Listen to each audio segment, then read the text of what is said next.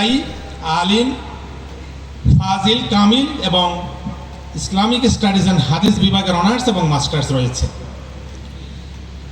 সুতরাং সেই মাদ্রাসার যিনি দায়িত্বে আছেন, যিনি যুগ শ্রেষ্ঠ অলি এ কামেল, যিনি লক্ষ লক্ষ পথহারা যুবকদের সিনাতে তাওয়াজ্জুর মাধ্যমে পরিষ্কার করছেন, আলোকিত করছেন, তিনি যিনি মাদ্রাসার প্রত্যেকটি ব্যাপারে এত ডেডিকেটেড যে কোনো কম্প্রোমাইজ নেই,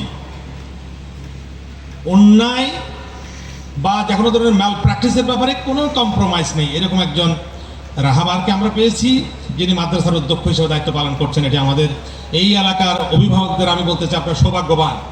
এখানে এই মাদ্রাসায় আমরা যারা খ্যাতমতের সুযোগ পেয়েছি, আমি পরিচালনা পর্ষদের সভাপতি হিসেবে গত বছরখানেক বা আরেক বেশি সময় ধরে আছি, আমি দেখেছি খুব কাছ থেকে এই যে আন্তরিকভাবে কাজ করতে পারলে এই মাদ্রাসার সাথে, আমি নিশ্চিত গৌসুল আজম রাদিয়াল্লাহু আনহু যে কথাটি বলেছেন সেই কথাটি সত্যি হবে। সেটি হলো এই, বলছেন অনেক দিন ধরে রিয়াজত করে তরিকতে যতটুকু পৌঁছা যায় এই মাদ্রাসার জন্য আন্তরিকভাবে এখলাসের সহিত খ্যাতমতে যারা নিয়োজিত হয় তারা সেই পর্যন্ত পৌঁছে যায় এভাবে।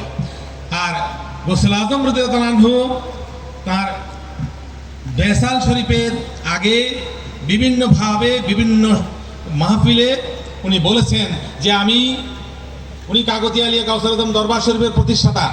উনি এই জন্য একটি বিষয়ে উনি খুব গুরুত্ব দিয়ে বলেছেন যে আমি তোমাদের কাছে দুটি জিনিস রেখে যাচ্ছি, একটি হলো মাদ্রাসা আর একটা হচ্ছে তরিকত। অর্থাৎ আমরা যারা কাগতিয়া আলিয়া কাউসার আজম দরবার শরীফের তরিকতের সাথে সংযুক্ত, আমরা শুধু তরিকতের কাজ করি না, আমরা মাদ্রাসার সাথে সংযুক্ত।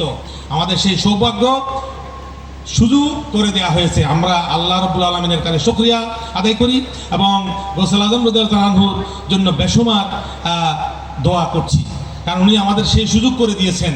এটা না দিলে তো আমরা করতে পারতাম না, কি বলেন, ঠিক না? হ্যাঁ, কিন্তু তরিকতপন্থী হিসেবে শুধু ওজিফা কালাম আদায় করলে হবে না, যে যে নির্দেশনাগুলো আছে সবগুলো পরিপূর্ণভাবে মানতে হবে। আজকে মাদ্রাসার মাহফিলে এই কথাটা বলছি এই কারণে যে আমরা তো যারা তরিকতপন্থী তারা মাদ্রাসার থেকে বিচ্ছিন্ন নই, আমরা মাদ্রাসার সাথে অঙ্গাঙ্গিভাবে জড়িত, আমরা এটা থেকে বিচ্ছিন্ন হতে পারবো না।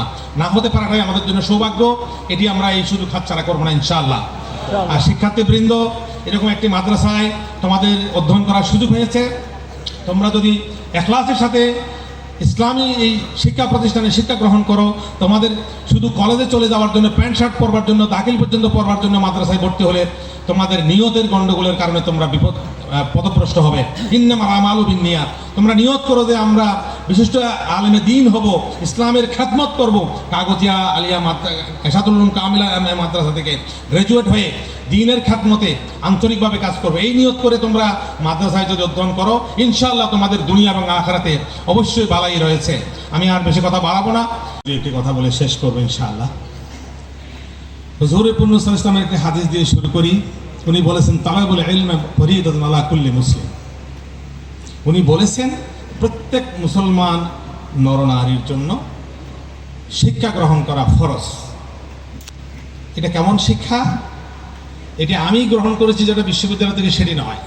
যে শিক্ষা গ্রহণ করলে আপনার ঈমান আকীদা সমৃদ্ধ হবে, মাহশরের ময়দানের কঠিন সময় পার করবার জন্য সহযোগিতা করবে যে এলম আপনাকে মুত্তাকি হওয়ার জন্য সহযোগিতা করবে, আপনার তাকওয়া অর্জনকে সমৃদ্ধ করবে, সেই এলেমের কথা বলা হয়েছে। অর্থাৎ কোরআন হাদিসের আলোকে জীবন গঠন করবার জন্য সেই শিক্ষা অর্জন করার কথা বলা হয়েছে।